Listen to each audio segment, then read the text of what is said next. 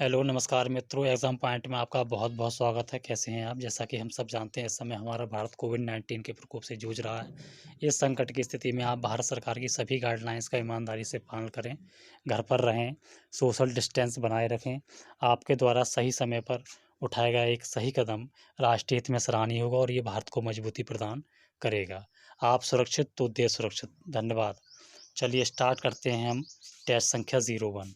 Question number 1। चलिए, एक वर्ष में स्वराज का नारा गांधी जी ने कब दिया था? एक वर्ष में स्वराज का नारा गांधी जी ने कब दिया था? बताइए मित्रों, क्या आंसर हो जाएगा इसका? तो इसका आंसर है मित्रों ऑप्शन बी, असहयोग आंदोलन के समय। कब? असहयोग आंदोलन के समय एक वर्ष में स्वराज का नारा गांधी जी ने दिया था। चलिए नेक्स्ट। जम्मू एवं कश्मीर का भारत में विलय कब हुआ था? बताइए मित्रों, जम्मू एवं कश्मीर का भारत में विलय कब हुआ था? तो इसका आंसर हो जाएगा मित्रों ऑप्शन ए, 1947 में। 26 अक्टूबर 1947। 26 अक्टूबर 1947 को जम्मू एवं कश्मीर का भारत में विलय हुआ था। चलिए नेक्स्ट। भारत में कृषि वर्ष कब से कब तक माना जाता है? बताइए मित्रों, भारत में कृषि वर्ष कब से कब तक माना जाता है? तो इसका आंसर है मित्रों ऑप्शन सी, भारत में कृषि वर्ष 1 जुलाई से 30 जून तक माना जाता है। कब से कब तक? 1 जुलाई से 30 जून तक भारत में कृषि वर्ष माना जाता है। चलिए नेक्स्ट। प्रथम औद्योगिक नीति की घोषणा कब की गई थी? प्रथम औद्योगिक नीति की घोषणा कब की गई थी? तो इसका आंसर हो जाएगा मित्रों ऑप्शन ए, 1948 में प्रथम औद्योगिक नीति की घोषणा की गई थी। चलिए नेक्स्ट। विश्व में दुग्ध उत्पादन में द्वितीय स्थान पर कौन सा देश है? बताइए, विश्व में दुग्ध उत्पादन में द्वितीय स्थान पर कौन सा देश है? ए चीन, बी यूएसए, सी पाकिस्तान, डी भारत। बताइए कौन सा आंसर हो जाएगा? तो इसका आंसर है मित्रों ऑप्शन बी, विश्व में दुग्ध उत्पादन में द्वितीय स्थान पर यूएसए देश है। कौन सा देश है? यूएसए देश। और भारत को भी याद कर लीजिए, भारत दुग्ध उत्पादन में विश्व में प्रथम स्थान पर है। कौन से स्थान पर है? प्रथम स्थान पर। ठीक है, चलिए नेक्स्ट। प्रथम पंचवर्षीय योजना में किसको उच्च प्राथमिकता दी गई थी? बताइए मित्र। कृषि, उद्योग, व्यापार, उपर्युक्त सभी। बताइए जल्दी से।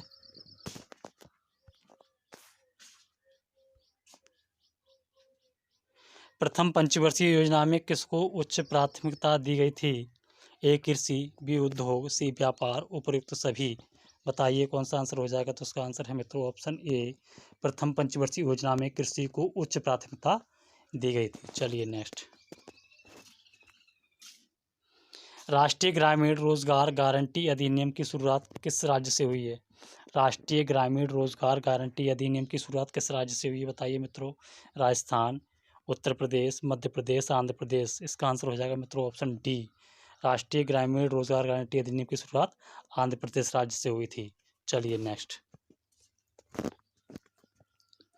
सर्वप्रथम पारिस्थितिकी तंत्र की संकल्पना किसने दी थी? बताइए मित्रों। इसका answer A AG Tansley, B OP Odum, C A और बी दोनों, डी इनमें से कोई नहीं। तो इसका आंसर हो जाएगा मित्रों ऑप्शन ए, एजी टांसले ने 1935 में। कब? 1935 में पारिस्थितिकी तंत्र की संकल्पना दी थी। चलिए नेक्स्ट।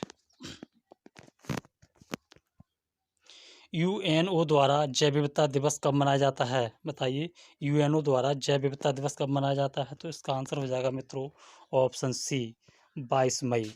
यूएनओ द्वारा 22 मई को ही जैव विविधता दिवस मनाया जाता है। चलिए नेक्स्ट। हाथी को विरासत पशु कब घोषित किया गया था? बताइए मित्रों, हाथी को विरासत पशु कब घोषित किया गया था? ए 2005, बी 2007, सी 2009, डी 2010। तो इसका आंसर हो जाएगा मित्रों ऑप्शन डी, हाथी को 2010 में विरासत पशु के रूप में घोषित किया गया था। चलिए नेक्स्ट। उत्तरी गोलार्ध में चक्रवात की वायु की दिशा होती है। कहने का मतलब है उत्तरी गोलार्ध में चक्रवात चलते हैं, उसमें वायु की दिशा कैसी होती है? तो इसका आंसर हो जाएगा मित्रों ऑप्शन बी वामावर्त। कैसी होती है? तो उत्तरी गोलार्ध में चक्रवात की जो वायु होती है उसकी दिशा कैसी होती है? वामावर्त, एंटी क्लॉक वाइज। ठीक है, चलिए नेक्स्ट।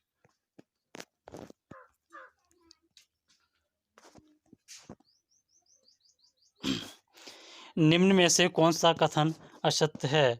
निम्न में से कौन सा कथन असत्य है? एक तरफ आपकी प्रजातियां दी हुई हैं, एक तरफ उनसे संबंधित स्थान और क्षेत्र दिए गए हैं। इनमें से आपको एक गलत ऑप्शन बताना है। चलिए ऑप्शन ए देखते हैं, किर्गिज मध्य एशिया, ये आपका बिल्कुल ठीक है। बी सेमांग मलेशिया, ये भी आपका ठीक है। बुशमैन जिम्बाब्वे, ये आपका गलत है। डी एस्किमो कनाडा में रहते हैं, बिल्कुल सही है। बुशमैन आपके जिम्बाब्वे में ना रहकर कहाँ रहते हैं? कालाहारी। कहाँ रहते हैं आपके ये? कालाहारी में। कहाँ रहते हैं? कालाहारी। ठीक है, चलिए नेक्स्ट। यूराल नदी किस सागर में गिरती है? यूराल नदी किस सागर में गिरती है? बताइए। इसका आंसर हो जाएगा मित्रों ए काला सागर, बी अरल सागर, सी कैस्पियन सागर, डी भूमध्य सागर। बताइए क्या आंसर है इसका? तो इसका आंसर हो जाएगा मित्रों ऑप्शन सी, यूराल नदी कैस्पियन सागर में गिरती है। किस सागर में गिरती है यूराल नदी? कैस्पियन सागर में। चलिए नेक्स्ट। भारतीय उपमहाद्वीप में कुल कितने देश शामिल हैं? भारतीय उपमहाद्वीप में कुल कितने देश शामिल हैं? ए 3, बी 4, सी 5, डी 6। तो इसका आंसर है मित्रों ऑप्शन सी। भारतीय उपमहाद्वीप में कुल 5 देश शामिल हैं। कितने देश शामिल हैं?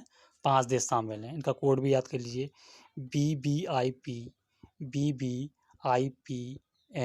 B for Bangladesh, B for Bhutan, I for India, P for Pakistan, N for Nepal. ठीक है, चलिए नेक्स्ट। कराकोरम पर्वत श्रेणी स्थित है। कराकोरम पर्वत श्रेणी स्थित है ट्रांस हिमालय में, मध्य हिमालय में, लघु हिमालय में, शिवालिक श्रेणी में। बताइए मित्रों क्या आंसर हो जाएगा इसका? तो इसका आंसर है मित्रों ऑप्शन ए, कराकोरम पर्वत श्रेणी आपकी किस में है? ट्रांस हिमालय में स्थित है। चलिए नेक्स्ट। मलेरिया किसके द्वारा होता है? वायरस के द्वारा, कवक के द्वारा, बैक्टीरिया द्वारा, प्रोटोजोआ द्वारा। बताइए मित्रों क्या आंसर हो जाएगा इसका?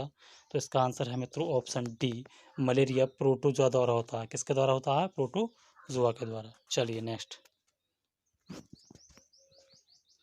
मनुष्य में लिंग निर्धारण निर्भर करता है महिला के क्रोमोसोम पर, पुरुष के क्रोमोसोम पर, दोनों के क्रोमोसोम पर, डी उपरोक्त सभी। तो इसका आंसर हो जाएगा मित्रों ऑप्शन बी, मनुष्य में लिंग निर्धारण पुरुष के क्रोमोसोम्स पर निर्भर करता है। चलिए नेक्स्ट।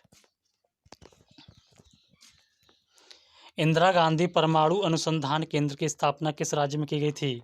इंदिरा गांधी परमाणु अनुसंधान केंद्र की स्थापना किस राज्य में की गई थी? तमिलनाडु, महाराष्ट्र, गुजरात, कर्नाटक। बताइए क्या आंसर आपका इसमें से? इसका आंसर है मित्रों ऑप्शन ए, तमिलनाडु। ठीक है, इंदिरा गांधी परमाणु अनुसंधान केंद्र की स्थापना तमिलनाडु के कलपक्कम नामक स्थान पर। कहाँ?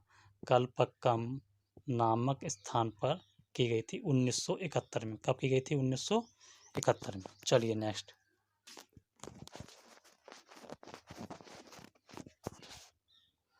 किम्बरले खान किस लिए प्रसिद्ध है? ए सोने के उत्पादन के लिए, बी हीरे के उत्पादन के लिए, सी चांदी के उत्पादन के लिए, डी रण के उत्पादन के लिए। तो इसका आंसर है मित्रों ऑप्शन बी, किम्बरले खान हीरे के उत्पादन के लिए विश्व प्रसिद्ध है। चलिए नेक्स्ट। हरगोविंद खुराना को नोबेल पुरस्कार कब प्राप्त हुआ था? हरगोविंद खुराना को नोबेल पुरस्कार कब प्राप्त हुआ था? 1932, 1945, 1958, 1968। बताइए मित्रों क्या आंसर हो जाएगा इसका?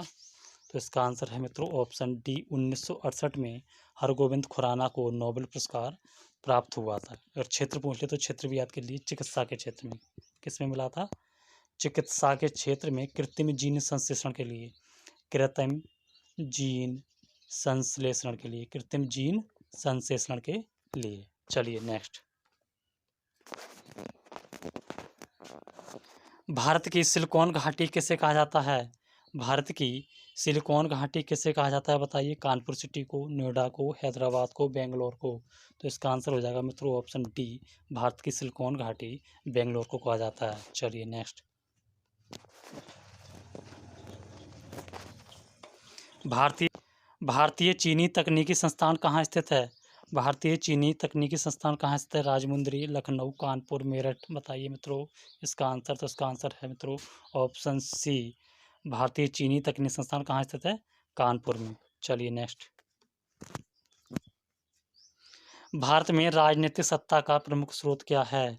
जनता, संविधान, संसद, राष्ट्रपति। तो इसका आंसर हो जाएगा मित्रों ऑप्शन ए, भारत में राजनीतिक सत्ता का प्रमुख स्रोत जनता है। कौन है? जनता। चलिए नेक्स्ट। भाषाई आधार पर राज्यों का पुनर्गठन कब किया गया था? ए 1950, बी 1956, सी 1958, डी 1960। बताइए मित्रों कब किया गया था? तो इसका आंसर हो जाएगा मित्रों ऑप्शन बी, 1956 में प्रथम बार भाषाई आधार पर राज्यों का पुनर्गठन किया गया है। क्वेश्चन और बनता है कि उस राज्य का नाम बताइए जो भाषा के आधार पर प्रथम राज्य का गठन किया गया। तो उसका नाम याद कर लीजिए, आंध्र प्रदेश। क्या हो जाएगा? आंध्र प्रदेश ऐसा प्रथम राज्य है जिसे भाषा के आधार पर पुनर्गठित किया गया था। चलिए नेक्स्ट। निम्न में से संपत्ति का अधिकार है? ये मूल अधिकार, कानूनी अधिकार, नैतिक अधिकार, उपयुक्त सभी। तो संपत्ति का अधिकार अब कैसा अधिकार रह गया है बताइए? केवल कानूनी अधिकार। कैसा अधिकार रह गया है? कानूनी अधिकार। 44वें संविधान संशोधन द्वारा 44वें संविधान संशोधन द्वारा संपत्ति के अधिकार को मौलिक अधिकार की श्रेणी से हटाकर कानूनी अधिकार बना दिया गया। ठीक है, और इसे अनुच्छेद 300 का में जोड़ा गया। ठीक है, किस में जोड़ा गया? अनुच्छेद 300 का में। चलिए नेक्स्ट। निम्न में से किसके द्वारा राष्ट्रपति का चुनाव होता है? ए लोकसभा के निर्वाचित सदस्यों द्वारा, बी विधानसभा के निर्वाचित सदस्यों द्वारा, सी राज्यसभा के निर्वाचित सदस्यों द्वारा, डी उपरोक्त सभी कथन सही हैं। तो इसका आंसर हो जाएगा मित्रों ऑप्शन डी, उपरोक्त सभी कथन सही हैं। राष्ट्रपति का चुनाव होता है वो लोकसभा के निर्वाचित सदस्यों द्वारा, विधानसभाओं के निर्वाचित सदस्यों द्वारा, राज्यसभा के निर्वाचित सदस्यों द्वारा ही राष्ट्रपति का चुनाव होता है। चलिए नेक्स्ट।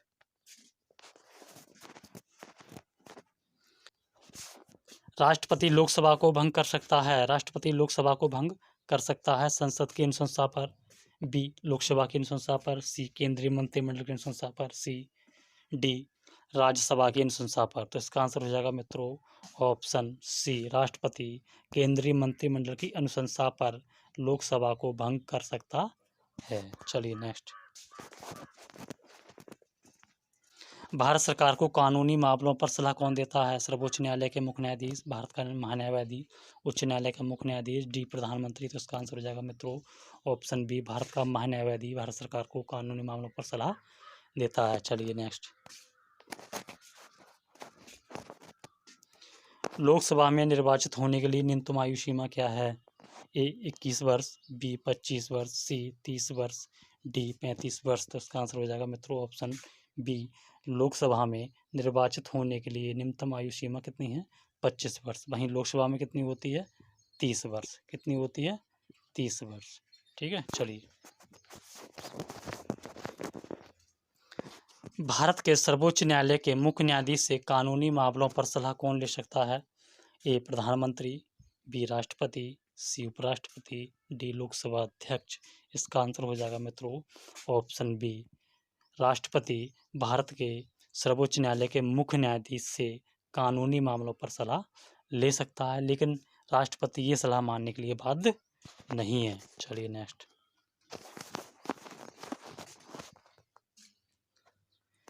निम्न में से कौन राज्य सरकार का संवैधानिक प्रमुख होता है? ए राज्यपाल, बी मुख्यमंत्री, सी राज्य महाधिवक्ता, डी राष्ट्रपति। तो इसका आंसर हो जाएगा मित्रों ए राज्यपाल। जिस प्रकार केंद्र सरकार का संवैधानिक प्रमुख कौन होता है? राष्ट्रपति। तो उसी प्रकार राज्य सरकार का संवैधानिक प्रमुख कौन हुआ? राज्यपाल। चलिए नेक्स्ट। निम्न में से कौन बौद्ध शिक्षा का प्रमुख केंद्र था? ए नालंदा, बी उज्जैन, सी विक्रमशिला, डी बनारसी। तो इसका आंसर हो जाएगा मित्रों ऑप्शन सी, बौद्ध शिक्षा का प्रमुख केंद्र कौन था? विक्रमशिला। चलिए नेक्स्ट। निम्न में से कौन सा स्रोत मौर्यों के नगर प्रशासन का वर्णन करता है? तो इसका आंसर हो जाएगा मित्रों, बताइए।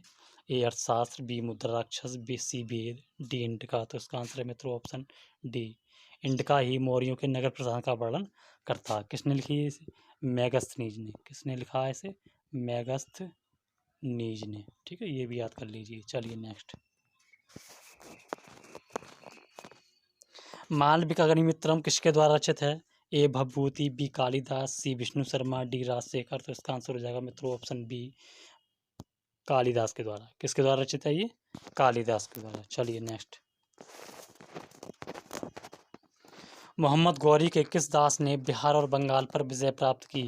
मोहम्मद गौरी के किस दास ने बिहार और बंगाल पर विजय प्राप्त की? ए बख्तियार खिलजी, बी कुतुबुद्दीन ऐबक, सी इल्तुतमिश, डी मोहम्मद बिन तुगलक। तो इसका आंसर हो जाएगा मित्रों ऑप्शन ए, बख्तियार खिलजी। चलिए नेक्स्ट। राज्य के खर्च पर हज की व्यवस्था करने वाला प्रथम भारतीय शासक? एक अलाउद्दीन खिलजी, बी अकबर, सी औरंगजेब, डी फिरोज तुगलक। तो इसका आंसर हो जाएगा मित्रों ऑप्शन डी, फिरोज तुगलक प्रथम शासक था जिसने राज्य के खर्च पर हज की व्यवस्था जाने का प्रावधान किया था। चलिए नेक्स्ट। स्थायी बंदोबस्त कब लागू किया गया था? बताइए, स्थायी बंदोबस्त कब लागू किया गया था?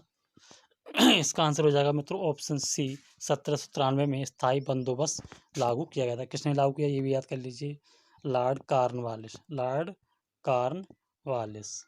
ठीक है, चलिए नेक्स्ट।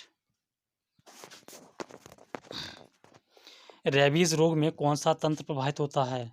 रेबीज रोग में कौन सा तंत्र प्रभावित होता है?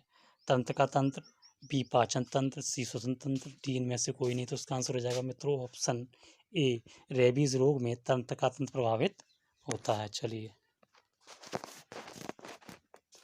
निम्न में से कौन सा वीरता के लिए सर्वोच्च पुरस्कार दिया जाता है?